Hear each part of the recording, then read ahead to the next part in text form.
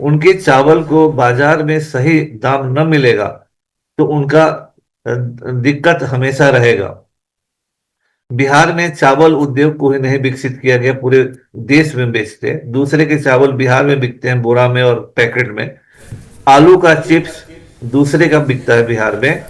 बिहार के आलू उत्पादकों को लिंक नहीं करते हैं।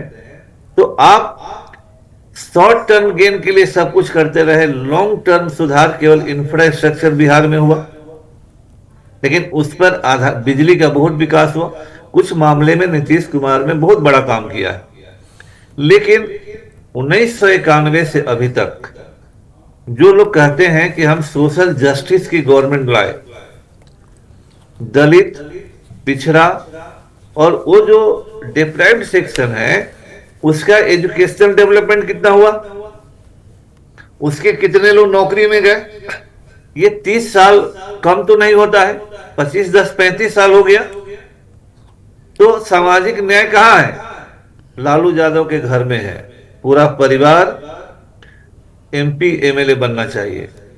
जी, सामाजिक न्याय क्या है? रामविलास जी के घर में है। अपने परिवार से बचेगा तो दूसरे को नहीं, परिवारवाद को लेकर तो प्रशांत किशोर ने कहा था ना, जब प्रशांत किशोर से पूछा गया कि अगर आपकी आइडियोलॉजी आरजेडी से मिलती है तो उनके साथ क्यों नहीं चले जाते, तो प्रशांत किशोर ने साफ कहा था कि लालू प्रसाद यादव अपने परिवार के अलावा किसी भी यादव समुदाय के बंदे को खड़ा कर दे कि यह मुख्यमंत्री का चेहरा है, मैं अपनी पार्टी का विलय उनमें कर लूंगा। यह सीधा कटाक्ष था जातिवाद और परिवारवाद को लेकर के प्रशांत किशोर का। देखिए, बिहार की त्रासदी यही है और लोग इसको नहीं समझ रहे हैं लोग। और फिर आपने ठीक कहा कि प्रशांत किशोर ने गांव गांव में यही कहा था कि देखिए लालू जी कितने अच्छे पिता हैं, रामविलास जी कितने अच्छे पिता हैं, जीतन राम मांझी कितने अच्छे पिता हैं, हमारे जगदा बाबू कितने अच्छे पिता हैं, हमारे आनंद मोहन जी कितने अच्छे पिता हैं। जी, ये अच्छे पिता हैं जी। जो कुमार विजय जी, माफी के साथ मैं आपको रोकूंगा, हम चर्चा कर रहे हैं लेकिन काउंटिंग भी शुरू हो गई है।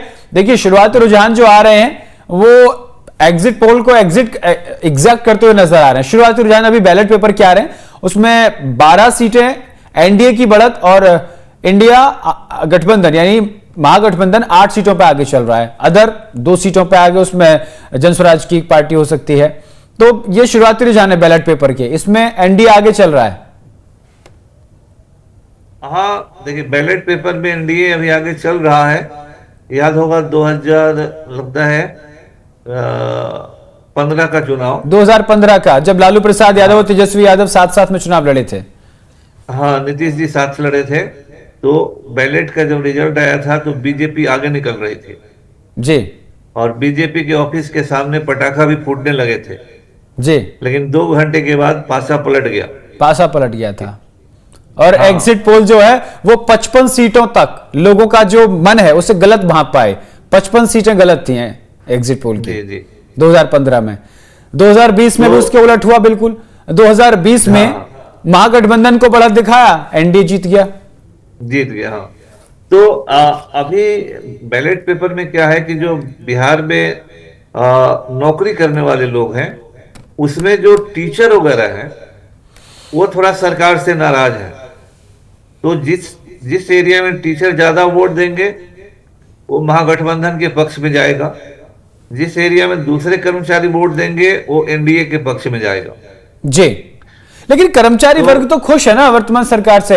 एक बड़ी खबर आ रही है, बड़ी खबर का रुख कर लेते हैं। बिहार विधानसभा चुनाव से जुड़ी बड़ी खबर आपको बता दें, वोटों की गिनती शुरू हो चुकी है। इंडिया ये देखिए, शुरुआती रुझानों में एनडीए 13 सीटों पर आगे चल रही है, महागठबंधन 8 सीटों पर आगे। बड़ी खबर, बड़ी जानकारी, रुझानों में 2 सीटों पर जनस्वराज भी आगे चल रही है। देखिए, मैं जिक्र कर रहा था लखीसराय से विजय कुमार सिन्हा उप मुख्यमंत्री बिहार सरकार आगे चल रहे हैं। हालांकि उनके खिलाफ जो है जमीन पर बहुत आक्रोश देखने को मिला, जिसका वीडियो भी वायरल हुआ। रुझानों में 2 सीटों पर जनस्वराज आगे। देखिए कुमार विजय जी, जिस तरीके से हम और आप जिक्र कर रहे थे, हम पार्टी और दर पार्टी जिक्र कर रहे हैं। आपका और हमारा कहना जो जनस्वराज को लेकर है वो बिल्कुल ठीक है। फिलहाल बता दें 15 से 17 सीटों पर एनडीए गठबंधन आ गया, 18 सीटों पर एनडीए गठबंधन आ गए और इंडिया गठबंधन 9 सीटों पर, 50-50 का अंतर। लेकिन अदर ये जिक्र करें तो जनसुराज भी आगे चल रहा है 2 सीटों पर। एनडीए में 15 से 19 सीटें हो गई हैं, तो महागठबंधन 8 सीटों पर आगे चल रहा है। रुझानों में 2 सीटों पर जनसुराज भी आगे है।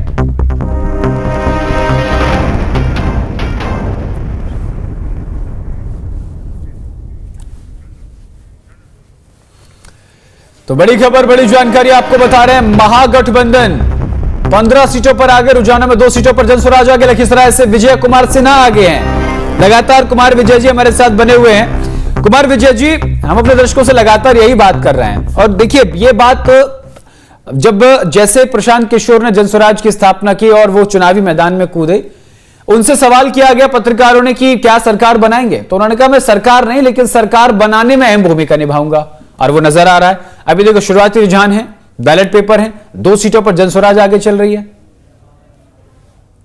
वही मैंने कहा कि देश के कुछ पॉलिटिकल एनालिस्ट जो बड़े बड़े पत्रकार हैं, उन लोगों ने जनसुराज को 25 से 30 सीट दिया, और अगर 25 से 30 सीट आ जाता है जनसुराज को तो किंग मेकर होंगे, बहुत बड़ी उपलब्धि होगी पहले ही चुनाव में। और मैं आज ही कह दे रहा हूं कि अगर 25 से 30 सीट आ गया तो अगला चुनाव जनसुराज का चुनाव होगा जी। और उससे पहले लोकसभा चुनाव में जनसुराज क्या कर पाएंगे? जनसुराज में लोकसभा चुनाव में भी उतारेंगे? अब तो सभी चुनाव लड़ेंगे वो, अब तो। और परिसीमन होना है, लोकसभा में वीमेंस रिजर्वेशन आना है, बिल्कुल। और हमको जो उम्मीद है कि देखिए, लेकिन कुमार विजय जी, मैं यहां, हालांकि ये बिंदु नहीं है चर्चा का, चूंकि आप जैसे वरिष्ठ पत्रकार साथ जुड़े हुए हैं, हम अगले चुनाव की बात कर रहे हैं। वन नेशन वन इलेक्शन की पॉलिसी भी तो आ रही है, हो सकता है उसी में बिहार को लगा लिया जाए। हाँ, इसकी संभावना 99% है कि अगला चुनाव वन नेशन वन इलेक्शन होगा, बिल्कुल, और परिसीमन होगा, और 33% महिलाओं का आरक्षण होगा, बिल्कुल। और इसमें भी प्रशांत किशोर हमको उम्मीद है बाजी मारेंगे जी, क्योंकि अगर आप बिहार के वर्तमान विधानसभा चुनाव को देखिएगा जी, तो जिन लोगों ने एक्ट बनाया जी, उन लोगों ने महिलाओं को प्रमोट नहीं किया। और सबसे बड़ी त्रासदी क्या है कि नेताओं की बेटियां और नेताओं की पत्नियां चुनाव लड़ती हैं महिला के कोटा पर, और स्वतंत्र महिलाएं जिनके पास अपनी पहचान है, जिनका आधार है, वैसे लोगों को ये पार्टियां प्रमोट नहीं करती हैं। ऐसे में अगर प्रशांत किशोर ने जैसा उम्मीदवार अभी दिया है, अगर सब्सटेंशियल और मजबूत उम्मीदवार महिलाओं को खोज कर वो देंगे तो एक बड़ा एज ले जाएंगे, क्योंकि जिन पॉलिटिकल पार्टी को सत्ता में है, पॉलिटिकल प्रोसेस में है,